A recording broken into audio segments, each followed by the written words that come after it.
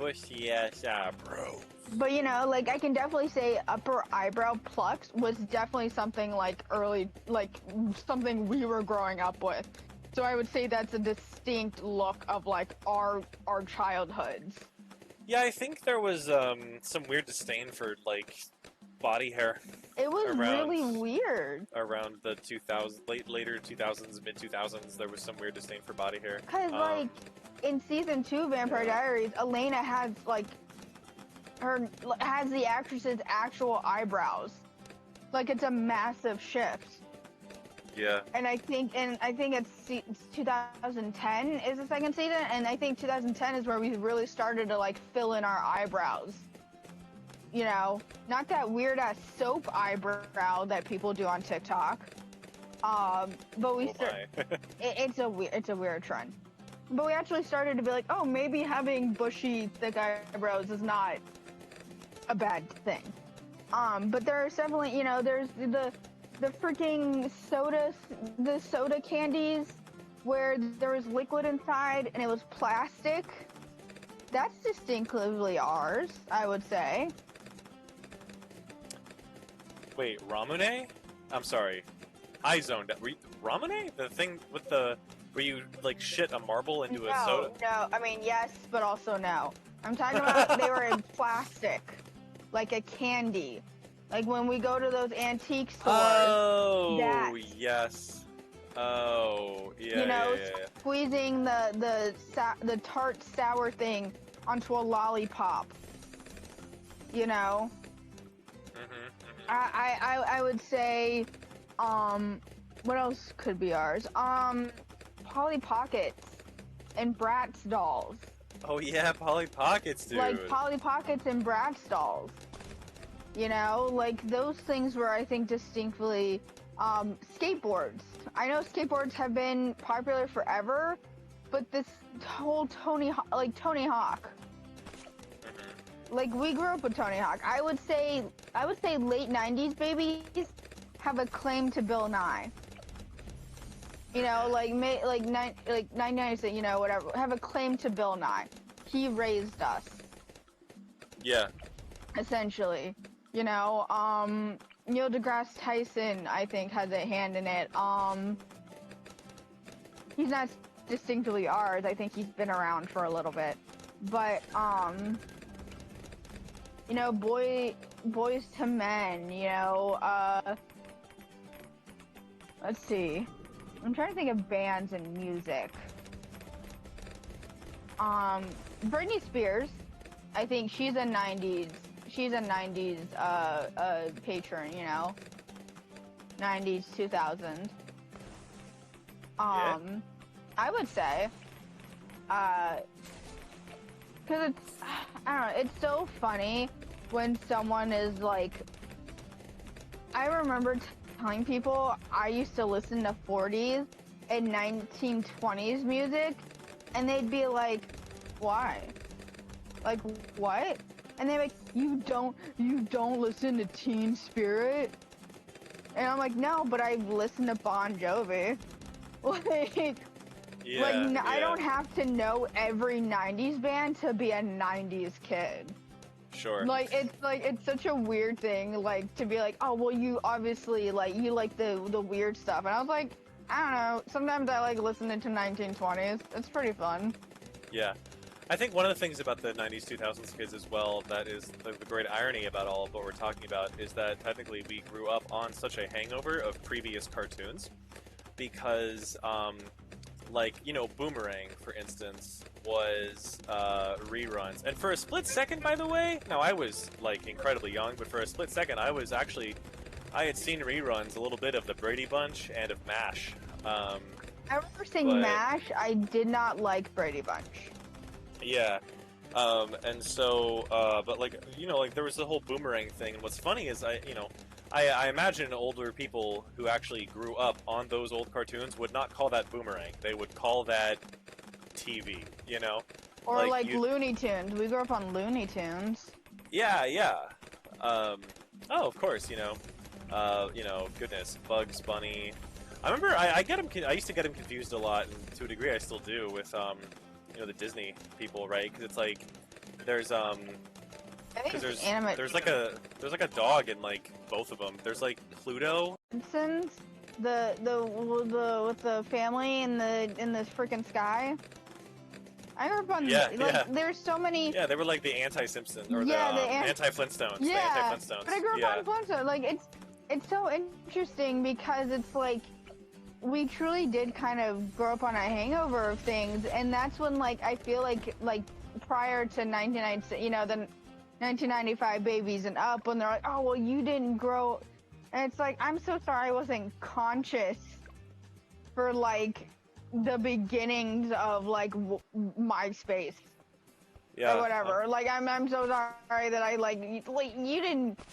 You were barely like remembering Xena because Xena came out when you were 5. If you were born in 1990, Yeah. and like you weren't wanting to watch a woman with a sword. I mean, you probably did, but like most people, like Yeah, yeah. and then you're like you didn't see it, bitch. You didn't see it either. I don't know what like. Yep.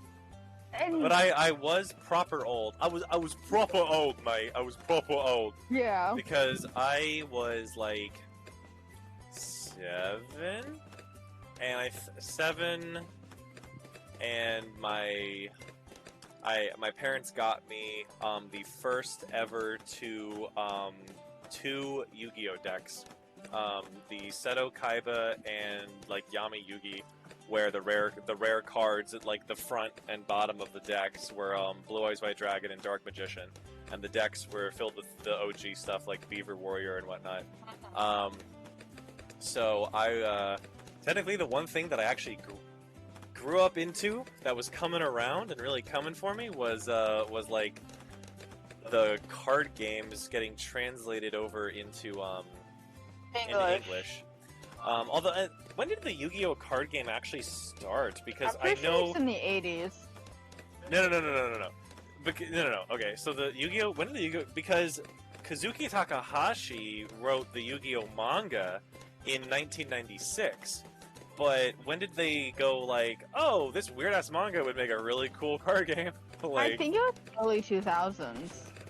yeah. Because when I was coming up, now I was a nerd, but I was a nerd in different aspects. Because I got really into mythology, and I got really into like Neopets, Wizard 101, World of Warcraft.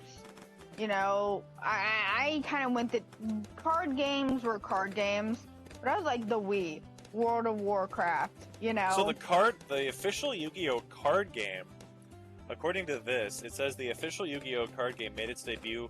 The card game made its debut in 1999, but that was in Japanese. Yeah. Wow. Huh. That's wild. But, like I remember watching the Pokemon animated series.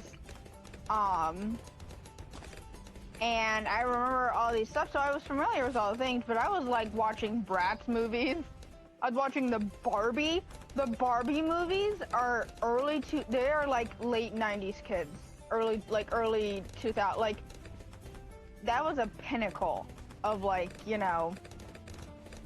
our like childhoods, I think, because I don't think people realize like Bratz movies were amazing, or not Barbie movies were amazing. Bratz movies were hilariously funny. Yeah. Because who in the fuck just allows them to be like that? And I haven't seen a Bratz movie. It's funny. It's funny. I missed out, dude. You did, because they're hilarious. And I'm gonna be the kid that rediscovers Bratz. But it's like, the Swan Princess movies. There isn't necessarily Barbie.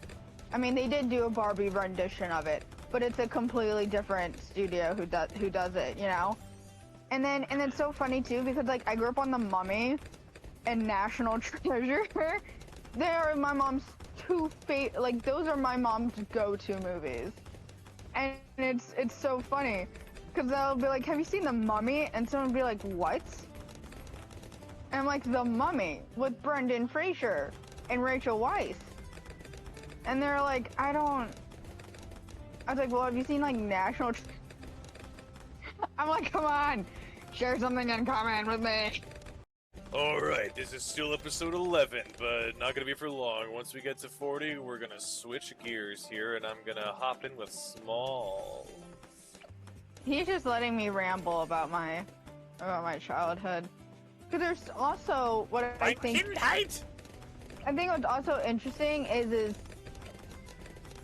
and I guess because I used to live in North Carolina, so no one in Virginia knew what the hell I was talking about, but Jack in the Box.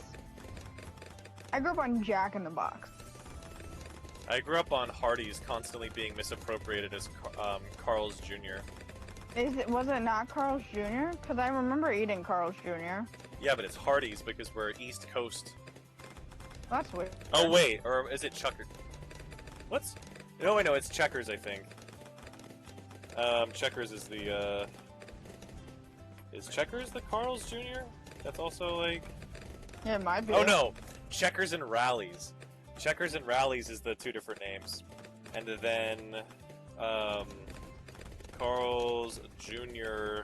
Hardee's is, yeah. Carl's Jr. and Hardee's. Yep. That's what it is. So, you know, constantly, even, you know what's funny?